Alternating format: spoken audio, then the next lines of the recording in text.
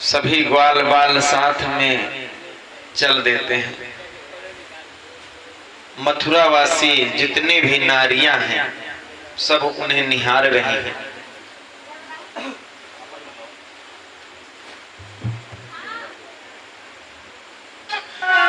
तब तक श्री दामा ने कहा, कन्हैया हम लोग जो वस्त्र पहने हुए हैं ना, ये कुछ जम नहीं रहे, देहाती लग रहे हैं हम लोग, तो कुछ सहरुल्ले हो लें तो और अच्छा रहेगा। कहा कोई जुगाड़ तो बने। तब तक देखा भैया एक कंस दरबार का धोबी कपड़ा धुले और जा रहा था राज दरबार को। कहा रुको, इधर आओ। क्या बात है? कहा ऐसा करो, ये कपड़े हमें दे दो और जो मजदूरी बताओगे हम दे देंगे किराया इसका।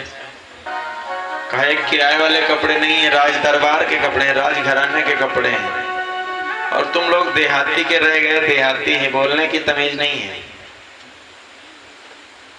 कहा ऐसा नहीं है, हम लोगों को आवश्यकता है कपड़ों की, इसीलिए मांग रहे हैं। दे रहे हो या नहीं दे रहे हो? भगवान कन्हैया ने श्री दामा की तरफ इशारा दिया कि 2 उंगली से नाथ ने दिया तमाचा खींच, लौट गया धड़ भूमि पर गया अमरपुर नीच। इशारा करते करते जो है सुदामा ने लाठी उठाई और श्री दामा ने कन्हैया ने तमाचा खींच ही दिया, वो चट से गिरा और पट्ट हो गया। भैया ये वही धोबी राम अवतार वाला, राम अवतार मूवी की बात नहीं कर रहे हैं, रामा अवतार ठीक है, जिस धोबी ने कहा था कि हम राम नहीं हैं जो तुम्हें फिर पकड़ कर लाएंगे और फिर राज्य में रख लेंगे। ऐसा नहीं है, यहाँ ऐसा नहीं चलेगा, ये वही धोबी है। तो समय, इसीलिए समय कहा गया, उस समय भगवान राम समय का इंतजार कर रहे थे तो धोबी से कुछ नहीं कहा था।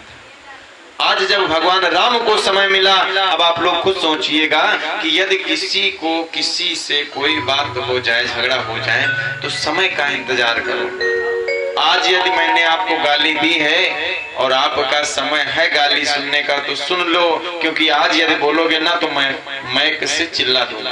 अब समझ लीजिए कि बात बता रहा हूँ कि यदि आपको मैंने गाली दी और आप भी गाली देंगे तो मैं चिल्लाऊंगा तो सब लोग सुनेंगे, तो इसमें हमारी भी बेइज्जती और तुम्हारी भी बेइज्जती। इसलिए समय का इंतजार करो, जब समय आएगा तो मैंने आपको गाली दी है, आप मुझे पीटिएगा। इसीलिए भगवान राम बता रहे हैं कि समय का इंतजार करो। एक दिन वो था जब धोबी ने बहुत कुछ कहा था और मैंने कुछ नहीं कहा था, इसे कुछ कहा था। आज एक समय ये है कि आज एक ही थप्पड़ में काम कर दिया है, वही धोबी।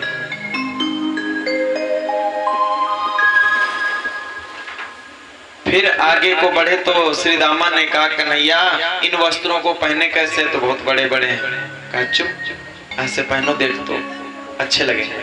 अब पजामा को ऊपर पहना तो कहा गला बहुत बड़ा है, गला यहाँ निकल गया, और हाथ भी बहुत ढीले हैं, और कुर्ते को नीचे डाला तो कहा इसमें नारा है ही नहीं।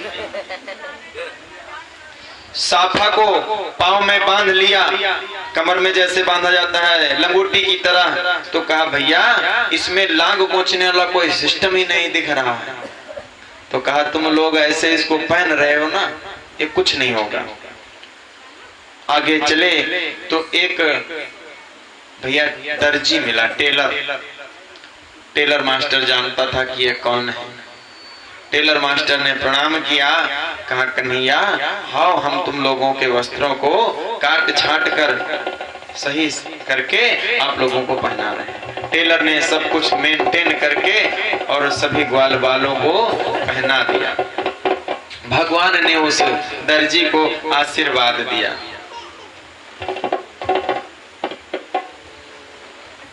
कुछ दूर जब और आगे बढ़े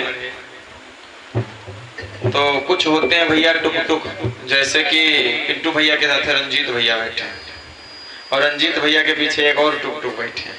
अब 3 तरह के यदि टुक टुक मिल जाएं तो एक कहेंगे भैया ये जो गमछा तुम डाले हो ये अच्छा नहीं लग रहा, यदि ये लाल कलर का होता तो बहुत अच्छा लगता।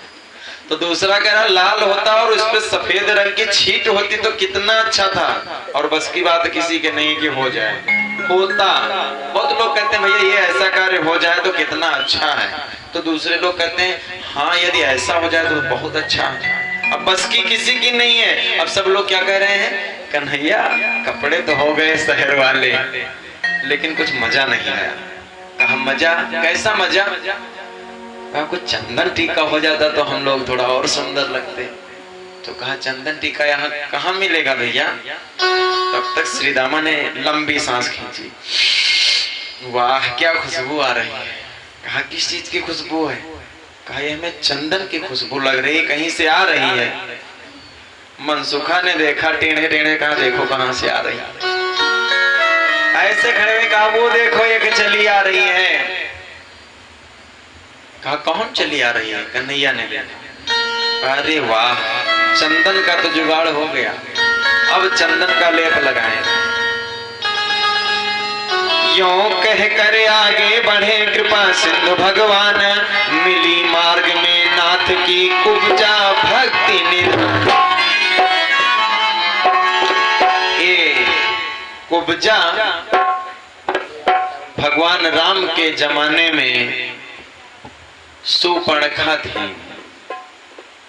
सुपर्णखा से पहले इसका नाम था स्वर्ण रेखा। क्या नाम था भैया? स्वर्ण रेखा। फिर इसका नाम पड़ा सुपर्णखा। इनके पति का नाम था विद्युत जिह्वा। उसको एक वरदान था कि जो जिसका भी चाहे हाथ पर नाम लिखे और उसको ऐसे मल दे वो समाप्त हो जाता था। तो रावण ने उसकी हत्या करवा दी थी, उसको मरवा दिया था। उस दिन स्वर्ण रेखा ने कहा था कि मेरे पति को तुमने मरवाया है ना, मैंने भी यदि तेरे पूरे वंश की नाश न कर दी तो मेरा नाम भी सुपर्णखा नहीं। जब रामायण का युद्ध हो गया, रावण मारा गया, तब सुपर्णखा भगवान राम से मिली। कहा प्रभु एक दिन मैं आपके पास गई थी और मैंने क्या कहा था कि तुम सम पुरुष नमो सम नारी, तुम सम पुरुष, तुम सम पुरुष नमो सम नारी।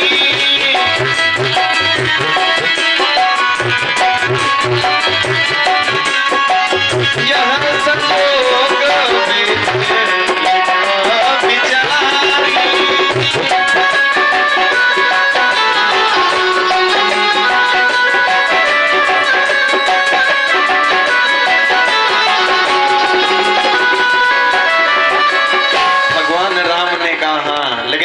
कुछ कहा था, याद है? नहीं याद है?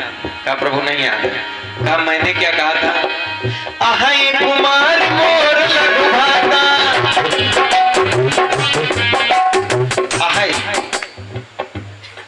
तुम आई हो, तुम अहिनी हो तो आई है। यानी पूर्व जन्म में लखन लाल जी जो थे वो शेषावतार थे, और जो ये स्वर्ण रेखा थी यानी सुपर्णखा वो लखन लाल जी की पत्नी थी। लखन लाल जी की शेष अवतार की यानी शेष नाग की पत्नी थी। अब एक दिन शेष नाग जी कहीं बाहर गए हुए थे और शेष नाग जी के एक मित्र थे जो कि राजा, और उस नागिन की और एक राजा से संपर्क बन गया किसी दूसरे नाग से, और वो राजा एक दिन लखन लाल जी से यानी शेष अवतार से मिलने गए तो वहां देखा कुछ अनर्गल बातें हो रही थी। राजन ने क्या किया, उस नाग को मार करके और वापस चले आए। अब इधर अपने घर में वार्तालाप कर रहे हैं, तब तक शेषनाग जी की पत्नी ने सोचा कि यदि मैं